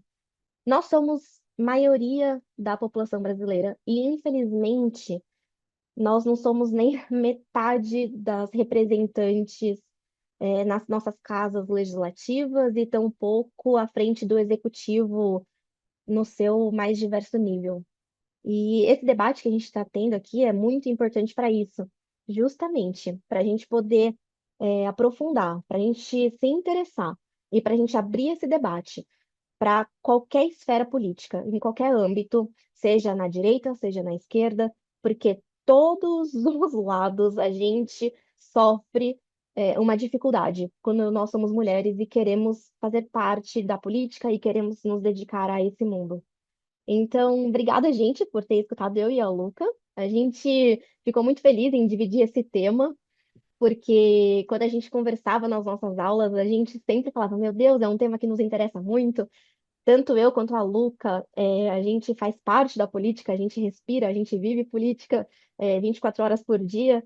Eu já estou há 9 anos imersa nesse mundo, então a gente fala com um pouquinho de propriedade. Só não vou entregar a nossa idade, porque senão a gente vai Eu não já tenho mostrar os problema, eu cabelos tenho brancos 40 aqui. anos, gente. Eu tenho problema nenhum em dizer que eu Tá tenho 40 nova, tá anos, tô de nova. boa. E Não, é é isso, isso. pessoal. Eu Não queria sei se tem muito alguma agradecer. pergunta também, né, de quem está Por assistindo a enquanto, gente. não chegou Nada? nenhuma. Ai, que bom. Se Ah, vocês tem uma quiserem, esses aqui. slides a gente pode disponibilizar de alguma forma depois no nosso Instagram ou na nossa Tem uma página. pergunta aqui para você, que é Tem assim: uma para quando a mim? Hum. cassação por fraude, qual é o critério de ocupação de vaga? Caça a chapa inteira, né? Caça a chapa inteira. E aí, Uhum. quando se caça a chapa inteira, você coloca essas vagas novamente para a conta geral do quociente Do coeficiente. eleitoral, Uhum. né? Então, ela vai para a redistribuição geral ali entre aqueles que Uhum. atingiram o coeficiente eleitoral da cidade, do estado ou da federação, né? Quando a gente Há fala uma em caçar chapa, a gente fala de um partido político, porque os partidos políticos eles lançam suas chapas. Um exemplo, temos 10 cadeiras para vereança. Cada partido político lança 10 mais um, que é a regra. Então, eles lançam 11 nomes. Desses 11, 70 a 30. 30% tem que ser mulher. Não respeitada, cai a chapa inteira. Não somente as mulheres, não somente é, quem foi uma candidatura laranja, cai a chapa inteira. E aí o total de votos é distribuído para poder ocupar essas cadeiras que sobraram pelos outros partidos. Só para contribuir com vocês, dá tempo ainda? Claro. Respondendo essa questão que fizeram ali no chat, a gente caça, lógico, a chapa inteira e anula todos os votos que o partido recebeu, né? Então, a gente, quando anula todos os votos que aquele partido recebeu, vai mudar todo o cálculo. Isso atinge todos os partidos. Então, aqui no Pará, se você for analisar em algumas cidades, caçaram uma chapa, fez o recálculo, aí entrou, essa nova vaga foi para um outro partido e um terceiro partido que não tinha nada a ver com a história, acabou perdendo uma vaga que ele tinha conquistado porque mudou o coeficiente eleitoral. Então, isso às vezes acaba atingindo um outro partido que nem estava na ação. E também, eu acho esse ponto que eu vou falar agora curioso, que é difícil de acontecer, mas na eleição de 2020 aconteceu, e acredito que acontecerá aqui no Pará, no município é, pequeno aqui no Marajó, vai ter recálculo, já foi julgado um partido, vai ser julgado um outro partido, e eles vão atingir juntos, ambos caçados e ambos anulados os votos, eles atingem mais de 51% dos votos do município. Aí vai ter uma eleição suplementar só para vereadores nesse município. Então, isso acaba, dependendo da situação, não atinge somente aquele partido em específico.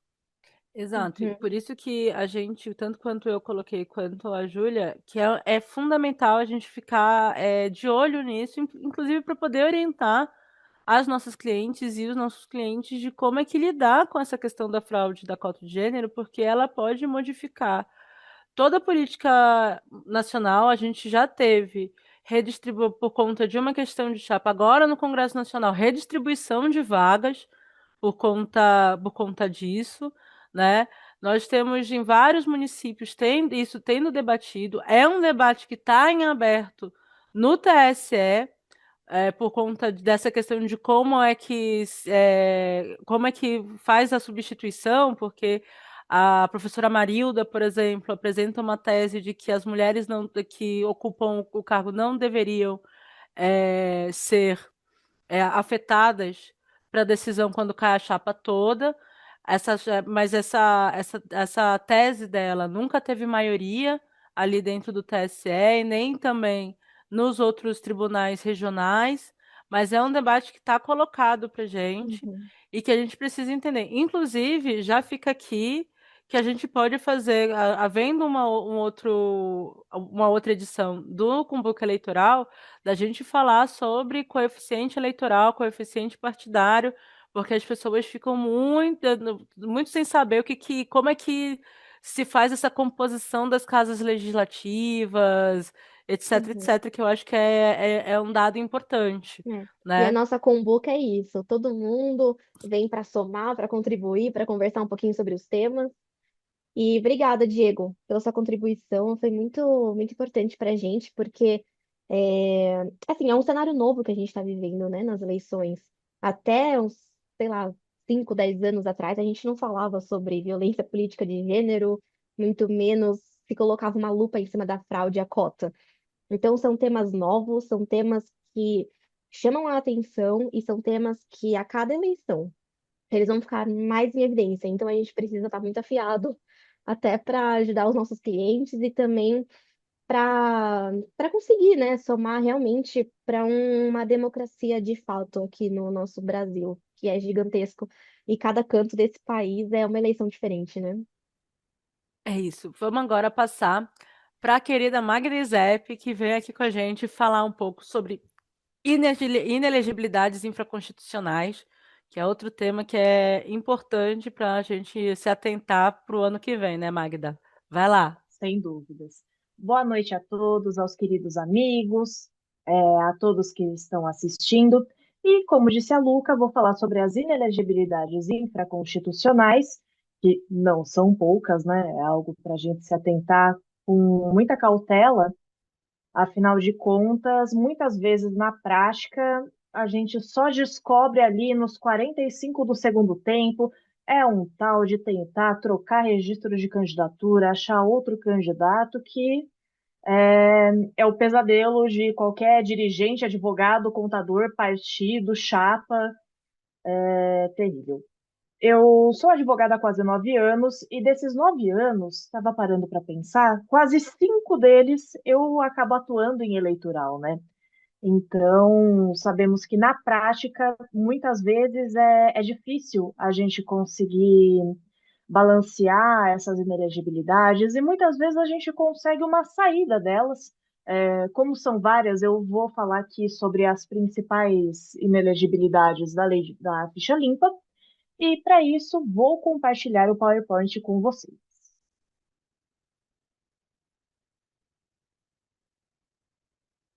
Me avisem quando estiver funcionando. Já começou E a o aparecer aqui, famoso. sim. Ah, perfeito. E o famoso questões técnicas, né? Quando a gente precisa, a gente não acha nem o achei. Prontinho. Bom, como eu disse, o tema de hoje são as inelegibilidades infraconstitucionais. E eu vou tentar ser o mais breve possível, afinal de contas, o tema é extenso e são muitas hipóteses, né? São 17, na verdade.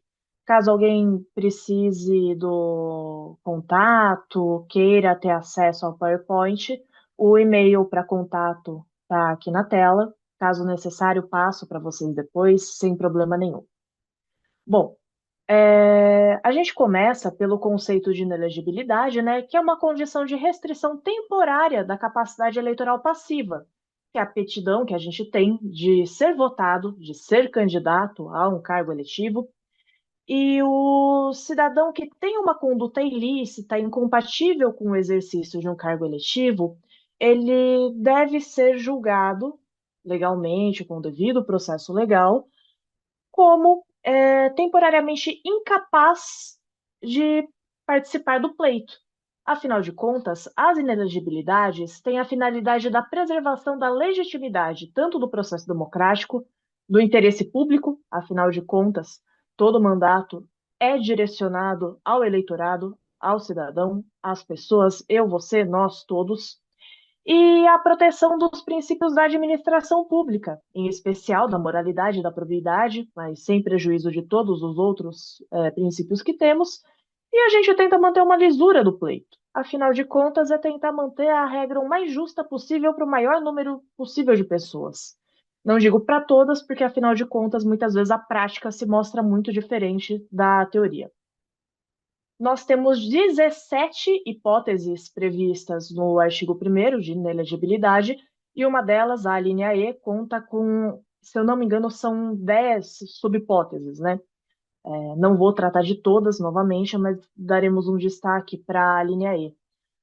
Quando a Lei Complementar 135 de 2010 foi promulgada, a famosa Lei da Ficha Limpa, teve uma discussão em relação à constitucionalidade dessa lei, mas essa constitucionalidade foi reconhecida tanto pelas ações diretas de constitucionalidade número 29 e 30, e também pela ação direta de inconstitucionalidade 4578.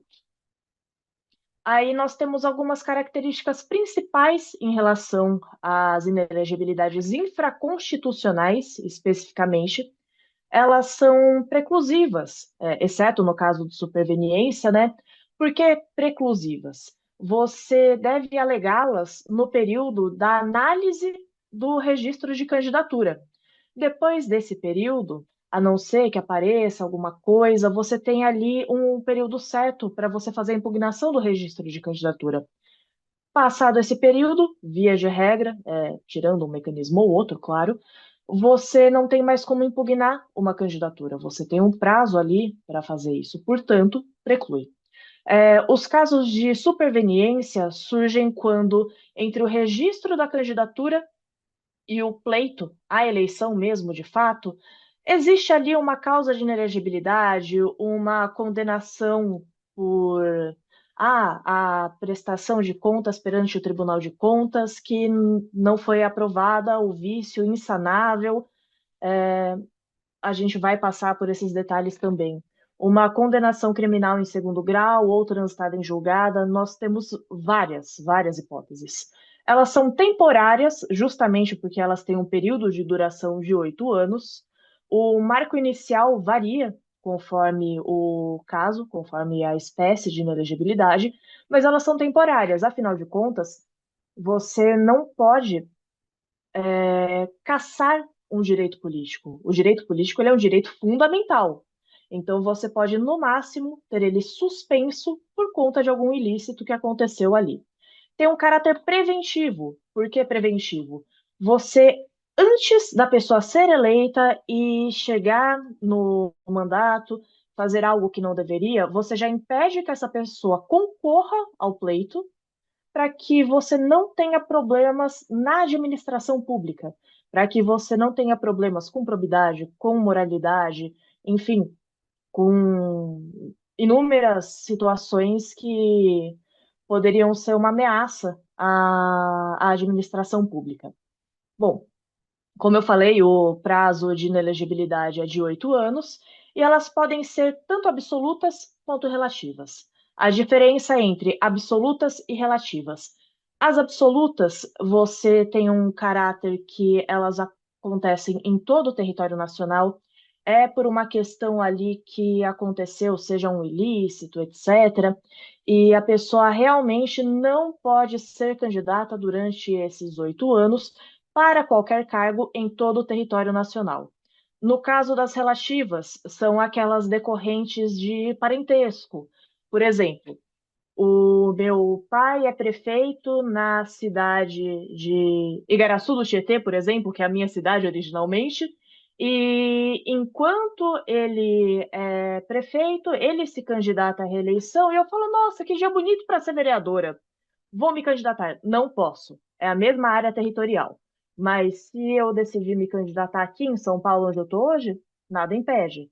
E essa inelegibilidade relativa depende também, né, do patamar do nível da eleição. Se municipal se restringe a nível municipal, se estadual se restringe a nível estadual e assim por diante. Também nós podemos agrupar as inelegibilidades da seguinte maneira, já que são 17, a gente consegue separá-las por tópicos, né?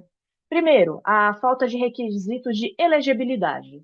No caso, os analfabetos e aqueles que não são inscritos na Justiça Eleitoral. Afinal de contas, eu falei da capacidade passiva, mas a gente tem que ter a capacidade ativa também para que a gente possa se candidatar. Tem a questão da fraude conjugal para burlar uma inelegibilidade reflexa. E aí a gente entra na questão do, parente pode se candidatar? Depende. Aí vamos supor, fulano foi prefeito por 2 mandatos, aí no terceiro mandato quer colocar a esposa como candidata. Não dá, né, gente? Aí pega, faz um divórcio ali para tentar burlar, inelegível. Pronto. Eventualmente, a perda ou a renúncia do mandato em alguns casos, tá? Afinal de contas, para você perder o mandato é porque algo de errado você fez. E a questão da renúncia, ela é específica para a questão do, olha, renuncio aqui meu cargo de deputado, senador, presidente, enfim, porque apareceu um procedimento, apareceu uma investigação contra mim, e para que eu não seja condenado, eu vou pedir a renúncia. Também não dá. A condenação criminal por crime doloso, você tem ali aquela lista, né, de 10 crimes, 10 espécies de crimes, na verdade, não são 10 crimes especificamente, que costuma ser um dos maiores casos de inelegibilidade decretada por decisão. Afinal de contas, é muito comum o candidato que cometeu algum crime, foi condenado, ou cumpriu a pena, está em cumprimento, e aí acaba tendo essa questão de ficar inelegível por 8 anos, terminando o cumprimento da pena. Aí tem algumas sanções relativas à função, funcionário público que é demitido, o militar que é considerado indigno, incompatível com o oficialato, a pessoa que tiver uma condenação no conselho de classe. Tem, claro, o mais conhecido, né, a condenação por improbidade, que aí a gente precisa ter a acumulação de 2 requisitos que eu vou tratar um pouquinho mais para frente, a rejeição de contas do mandatário em vigência ou nos últimos 8 anos, seja pela Câmara Municipal, seja pela Assembleia, seja pelo Tribunal de Contas. E também tem algumas coisinhas um pouquinho mais específicas, mas o ocupante de cargo em empresa que ou foi liquidada nos últimos 12 meses ou que está em processo de liquidação. Aí aqui temos uma tabelinha comparativa das hipóteses mais comuns, né? Que nós temos a questão da improbidade administrativa na linha L, que ela exige a suspensão de direitos políticos em decisão ou transitada em julgado ou proferida por órgão colegial, afinal de contas, a ampla defesa e o contraditório elas devem ser respeitadas sempre. Inclusive uma disposição muito clara que a gente tem no Pacto de São José da Costa Rica, que aplicamos aqui, por ato doloso, não pode ser o culposo, que vai implicar o texto da Lei Complementar 64 fala em lesão ao patrimônio público ou enriquecimento ilícito. A jurisprudência exige o cúmulo dos dois. E essa inelegibilidade tem a duração de 8 anos após o cumprimento da pena. Na hipótese de rejeição de contas, a inelegibilidade surge com a rejeição das contas por Tribunal de Contas da União, do Estado ou município nas cidades que têm o TCM ainda, ou eventualmente pelo Legislativo. Exige uma irregularidade insanável, configuradora de um ato doloso de improbidade, por decisão irrecorrível do órgão competente, por 8 anos a partir dessa decisão. No caso da condenação criminal por órgão colegiado ou transitada em julgado, nós temos a linha E, que fala dessa condenação que ou transitada em julgado ou proferida por órgão colegiado por 8 anos após o cumprimento da pena pelos crimes dolosos constantes da alínea E. E é interessante que a eventual prescrição punitiva por parte do Estado, a prescrição de execução, aliás, perdão, ela não é suficiente para afastar essa inelegibilidade. Inclusive, você conta essa inelegibilidade de 8 anos como se a pessoa tivesse cumprido a pena, normalmente.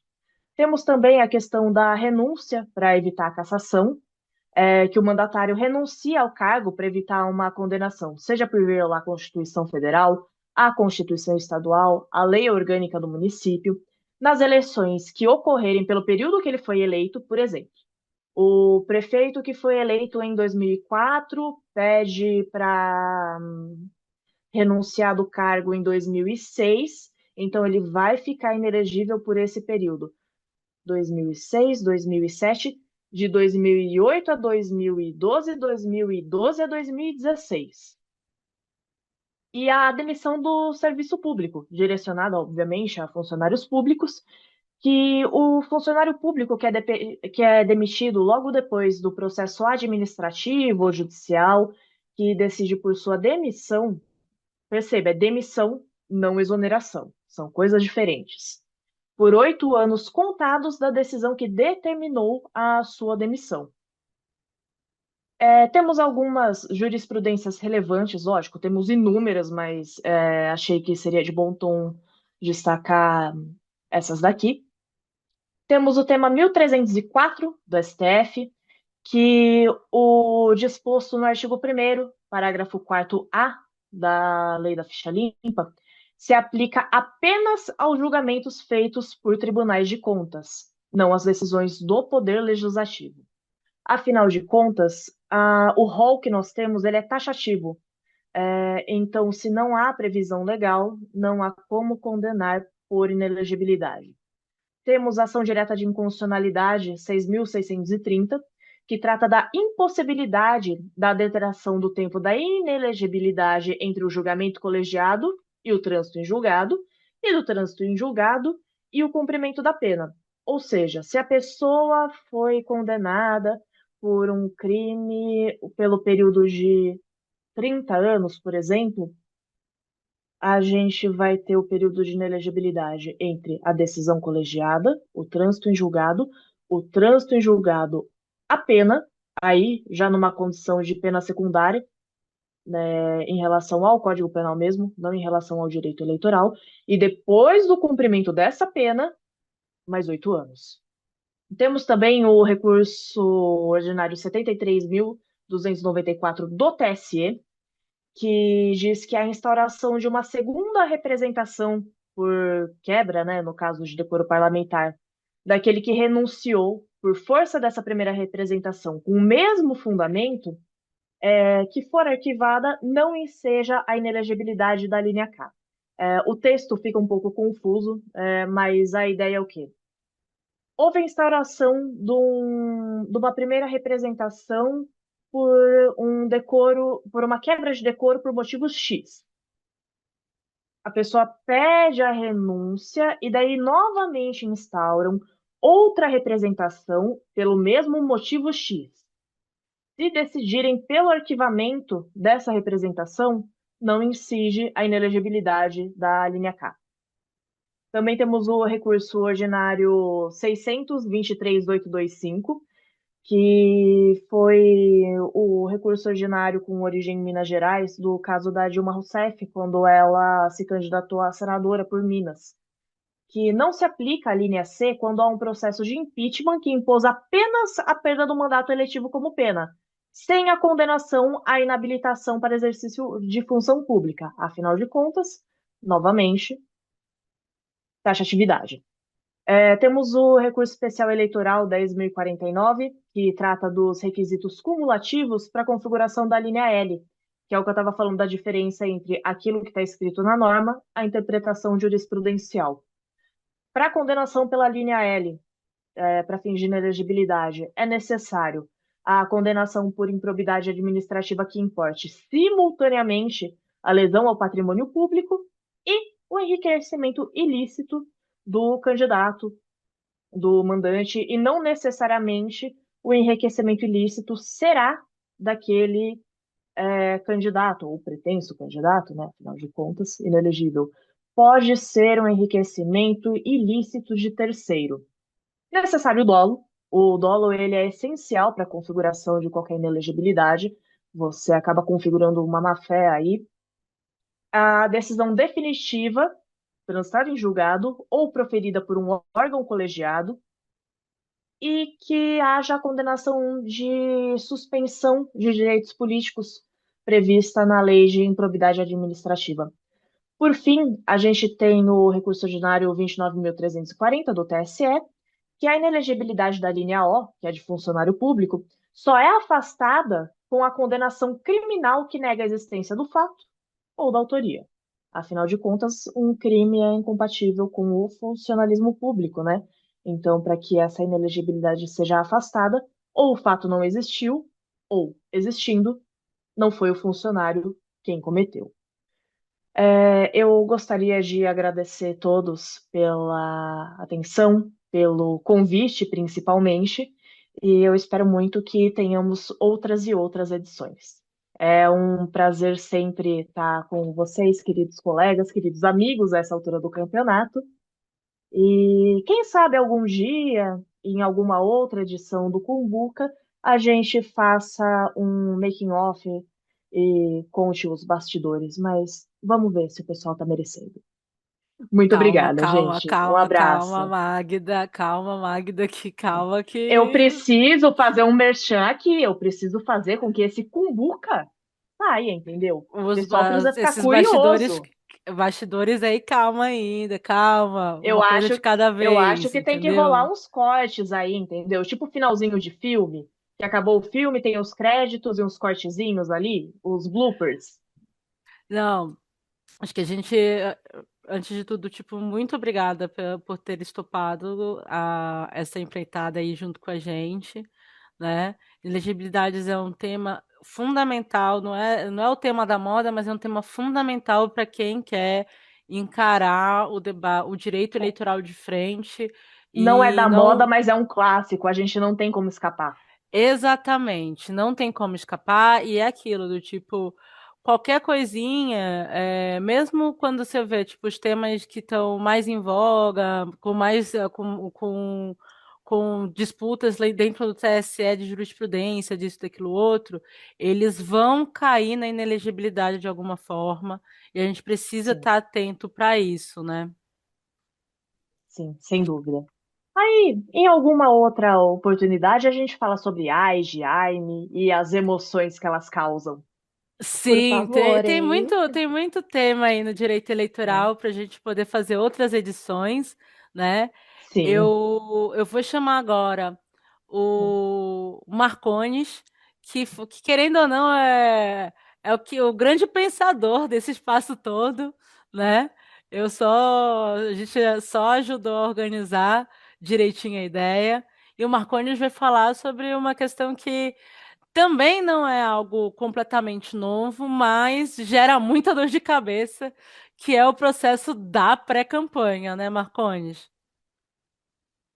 Boa noite, tudo bem com todos e todas? Bom, eu estava aqui no melhor papel aqui de telespectador, ouvindo, sempre aprendendo com vocês, desde das nossas aulas lá no IDP, que a gente compartilha ideias e ideias que se sobrepõem até as nossas opções, profissionais, políticas. E esse grupo aqui é a demonstração de que o direito eleitoral é apaixonante e sempre inovador. E acabei de ouvir uma frase aí da Magda excepcional, que resume bem os temas, principais temas do direito eleitoral, né? Que pese não esteja na moda, é um clássico. Então, se aplica a quase tudo do direito eleitoral. A gente tem picos, né? Cada eleição tem seu debate da moda, nós já tivemos infidelidade partidária, Nós já tivemos a inauguração da figura da pré-campanha nas eleições anteriores, né? E provas também, acredito que a gente tenha mais uma ou duas eleições pela frente debatendo provas, porque a inteligência artificial ainda é um elemento novo, deepfake, uma série de ferramentas novas que vão fazer parte do processo eleitoral, até porque, apesar do esforço normativo, nós não temos como controlar a utilização através das redes sociais, né? Nós sabemos que há tempos atrás era mais fácil controlar porque a propaganda eleitoral, as campanhas, elas eram por rádio, TV, propaganda impressa e seu limite era muito claro, né?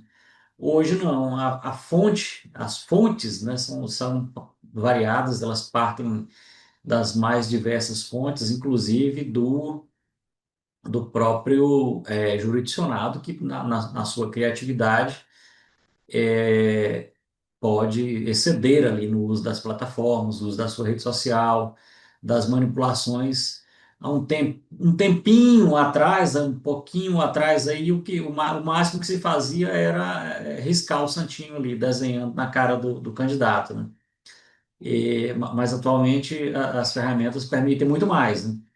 E falo aqui um pouco sobre pré-campanha, porque essa figura nova foi uma tentativa de aclarar e regulamentar e também fiscalizar um pouco o comportamento dos candidatos e candidatas na, na, no caminhar para as eleições, no caminhar para o processo de campanha eleitoral propriamente dito, né? Então, pré-campanha, ela tem vinculação com a campanha. Então, é uma preparação, é uma amostra daquilo que se pratica durante a campanha eleitoral. Então, se é pré-campanha, eu também tenho as proibições daquilo que é proibido no período de campanha. Então, se algo que é proibido na campanha é também proibido na pré-campanha. Esse é um conceito que a gente tem que ter bastante claro para partir de uma visão de trás para frente. Já tem que ter cautela, e aqui o foco é a gente tentar dar um pouquinho mais de tranquilidade e segurança para quem pretenda ser candidato, se conhecer o que é a campanha. Conhecendo o que é uma campanha, fica mais claro, mais viável o conhecimento do que se pode ou não durante a pré-campanha, né?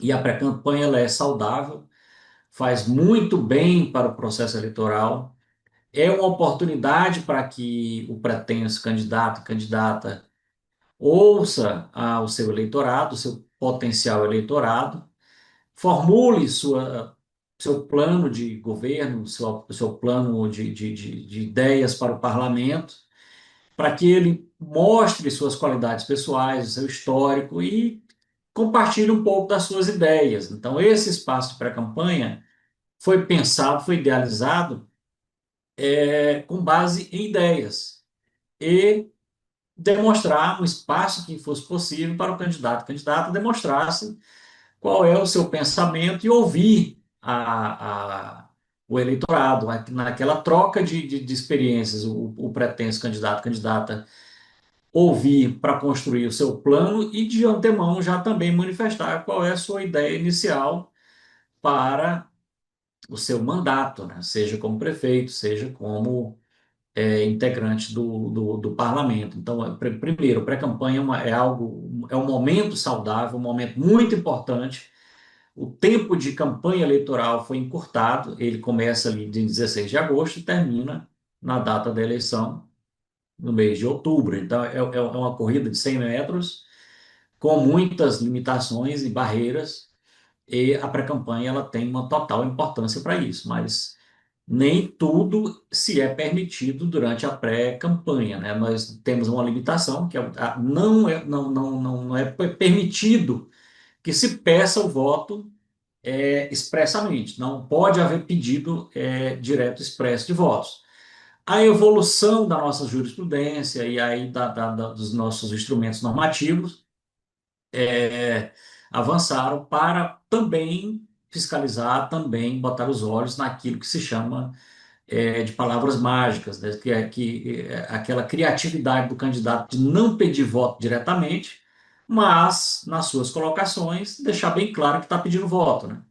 E aí nós temos jurisprudências que falam em vamos juntos, vem comigo, me acompanha, vem para o lado do bem, município tal, caminhando para o futuro. Então, essas expressões que deixam muito bem claro que aquilo se trata de uma venda de uma candidatura, de um pedido de voto, a nossa legislação não permite. Nós já temos uma série de jurisprudências que citam expressões que são consideradas ilícitas, né? Então, tem que ter bastante cautela e lembrar sempre que pré-campanha é para compartilhamento de ideias e compartilhamento do seu currículo, do seu pensamento, do seu histórico e do porquê que você pode contribuir com aquela localidade, seja município, estado ou mesmo na União.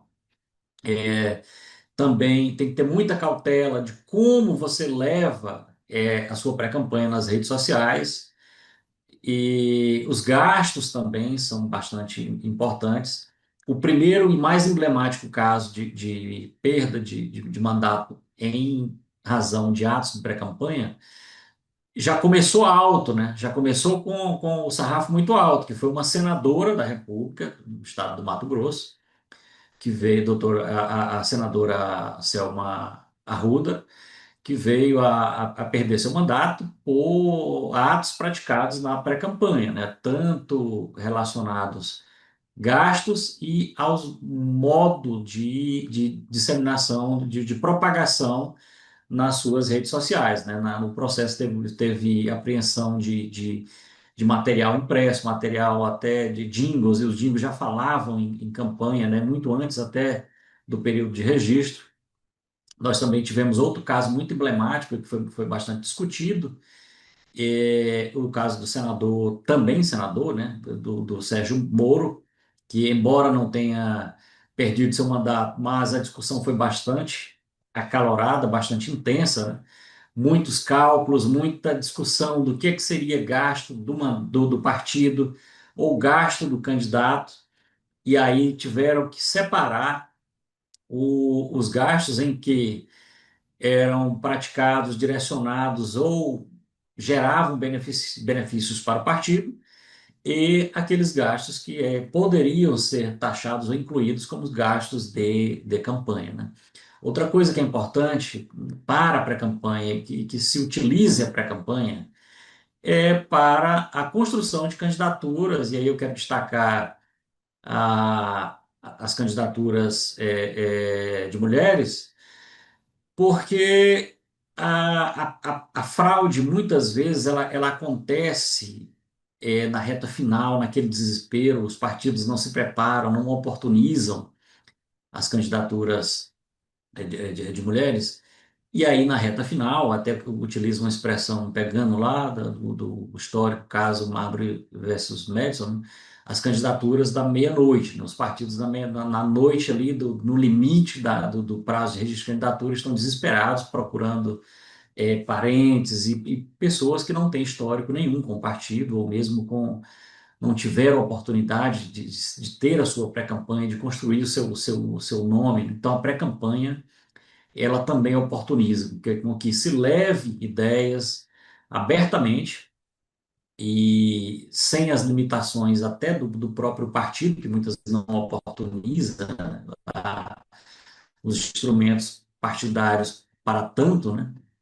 E a pré-campanha ela permite isso, né? Que haja a livre iniciativa de que as pessoas utilizem das suas redes sociais, construam seu legado, seu nome, e para o momento ali das convenções, o pretenso candidato tenha um acervo, tenha um histórico de pré-campanha que sirva de embasamento para que possa ali fazer parte da disputa interna partidária, né?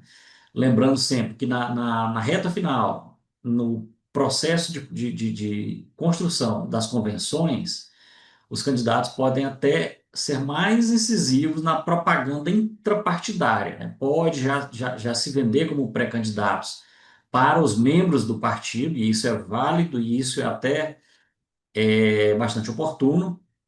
É muito importante que se faça isso durante a pré-campanha, porque os partidos também têm a ótica principalmente quando eu falo em eleições proporcionais, o partido trabalha com quantidade de votos. Então, o olhar do partido como instituição tem esse filtro de priorizar candidaturas que sejam viáveis, né? E a viabilidade de uma candidatura, ela passa pela pré-campanha, por iniciativa do candidato, do pré-candidato ou pré-candidata. Reclama-se muito da falta de espaços, os partidos pecam muito nisso, principalmente nos órgãos diretivos, né? Como bem colocado pelas colegas que me antecederam, é fundamental que haja também a cota de cadeiras desde os órgãos partidários, para que se haja o olhar para essas candidaturas que chegam na reta final, no momento de registro, precisando de espaço, precisando de oportunidade de fala, né?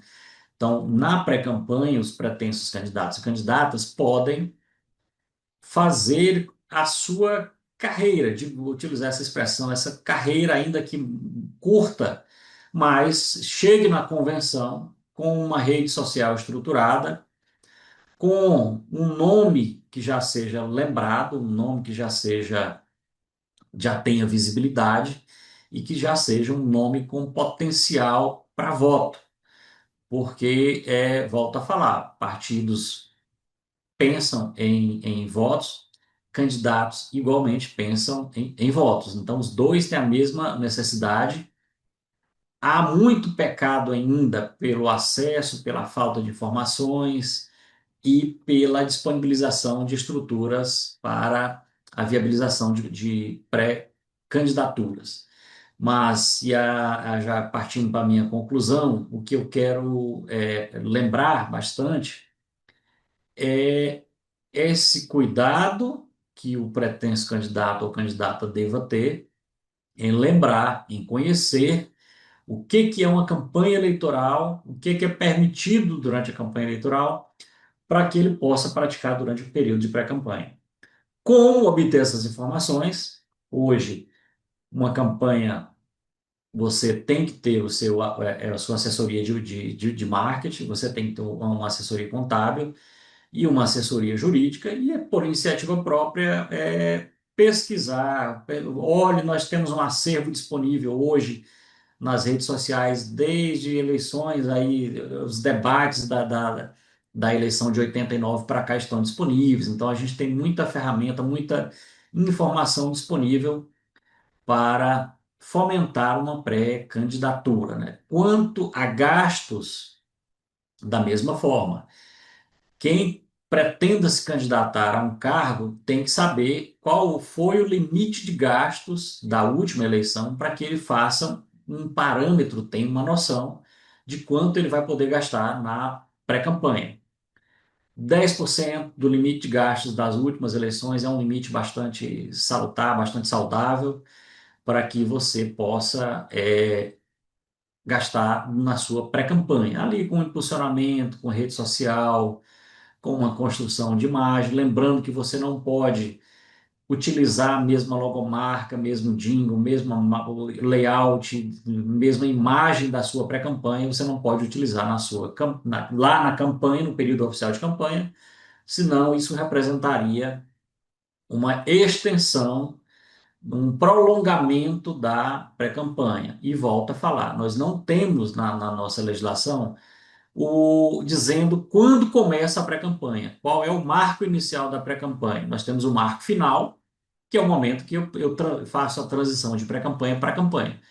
Mas o marco inicial, os atos, a postura e também a própria fala de algum candidato ou pré-candidato ou pré-candidato já se lançando como pré-candidato. Nós já temos pré-candidaturas oficiais no nível de Brasil, também já temos Brasil afora nos estados, alguns pretensos pré-candidatos, já que já se lançaram. Então, no partir do momento que você se lança pré-candidato, você já oficializa, você já atrai para si o ônus e o bônus da legislação eleitoral.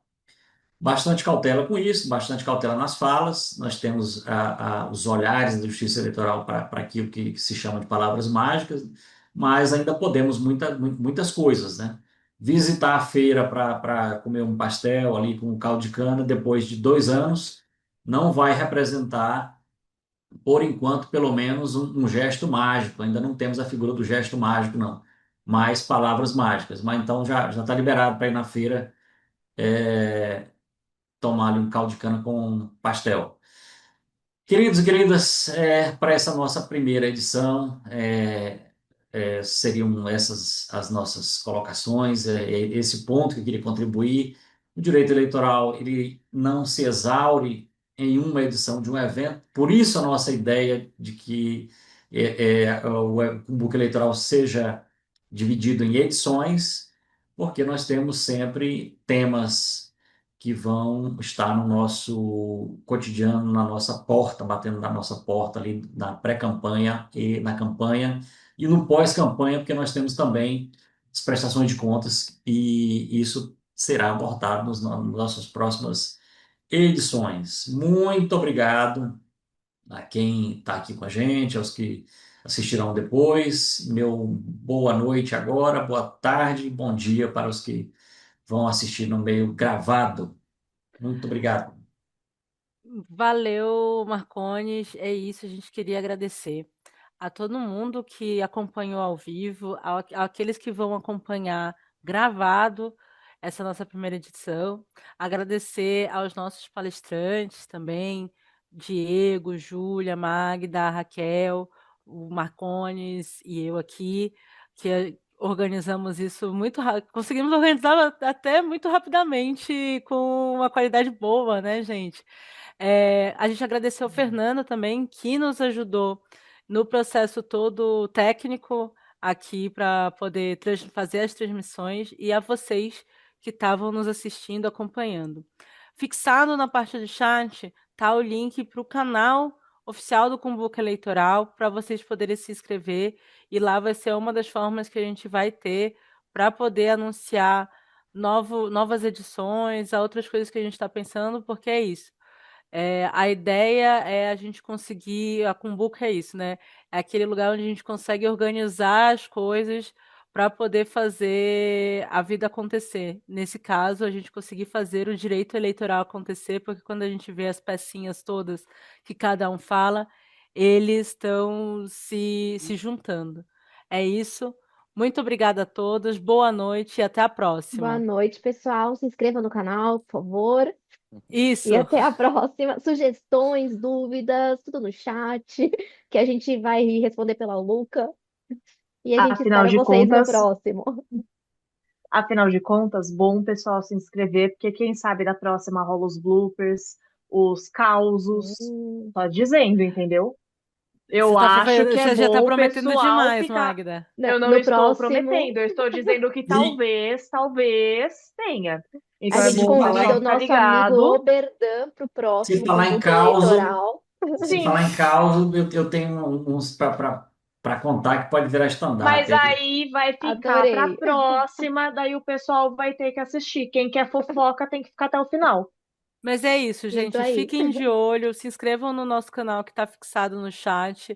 Nós vamos pensar, obviamente, porque tem muitos temas ainda que a gente gostaria de dividir com vocês, e que a gente acha que é fundamental para pensar nessa atuação para 2026, e para a gente poder pensar da melhor forma como lidar com as eleições e também com o direito eleitoral, né? É isso, gente. Tchau, boa noite para Tchau, todo Beijo, mundo. pessoal. boa Até uma noite para noite. próxima. todos. Foi um Boa Até noite. prazer. mais. Até logo mais.